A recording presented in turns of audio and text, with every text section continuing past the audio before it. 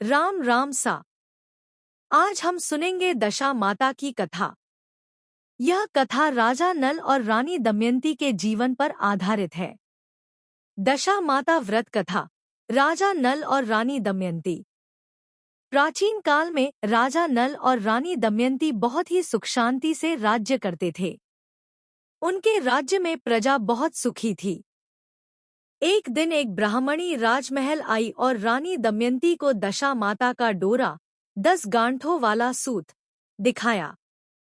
ब्राह्मणी ने बताया कि चैत्र कृष्ण दशमी को इस डोरे की पूजा करने से घर की दशा सुधरती है और सुख समृद्धि आती है। रानी दमयंती ने श्रद्धापूर्वक वह डोरा गले में धारण कर लिया। जब राजा नल ने रानी के गले में वह कच्चा सूत देखा तो उन्होंने पूछा, रानी, तुम इतने वैभव में रहकर यह मामूली धागा क्यों पहन रखा है? रानी ने समझाते हुए कहा कि यह दशा माता का आशीर्वाद है।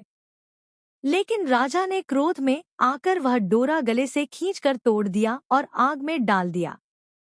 रानी ने दुखी होकर कहा, महाराज, आपने साक्षात लक्ष्मी स्वरूपा दशा माता का अपमान किया है। उसी रात राजा नल को स्वप्न में एक वृद्धा दिखी जो साक्षात दशा माता थी और उन्होंने कहा, हे राजा, तेरी अच्छी दशा जा रही है और अब तेरी बुरी दशा आ रही है।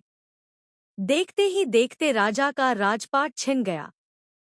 उनके मित्र शत्रु बन गए और उन्हें अपना राज्य छोड़कर जंगल जंगल भटकना पड़ा। गरीबी इतनी बढ़ गई कि खाने के लाले पड़ गए। एक बार राजा ने पक्षी पकड़े, लेकिन वे मरे हुए पक्षी भी उड़ गए। राजा समझ गए कि उनकी दशा खराब है। कई वर्षों के कष्ट झेलने के बाद जब फिर से चैत्र मास की दशमी तिथि आई तो रानी दमयंती ने जंगल में ही एक भीलनी से डोरा मांगा और पीपल के वृक्ष की पूजा कर दशा माता का व्रत किया। उन्होंने राजा से क्षमा मांगने को कहा। राजा नल ने अपनी गलती स्वीकार की और माता से प्रार्थना की। माता प्रसन्न हुई और राजा की दशा फिर से बदल गई।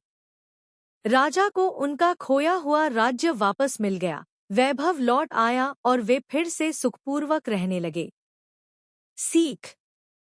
यह कथा हमें सिखाती है कि मनुष्य का समय, दशा हमेशा एक जैसा नहीं रहता। अहंकार में आकर किसी भी धार्मिक प्रतीक या आशीर्वाद का अपमान नहीं करना चाहिए। बुरे वक्त में धैर्य और भक्ति ही काम आती है।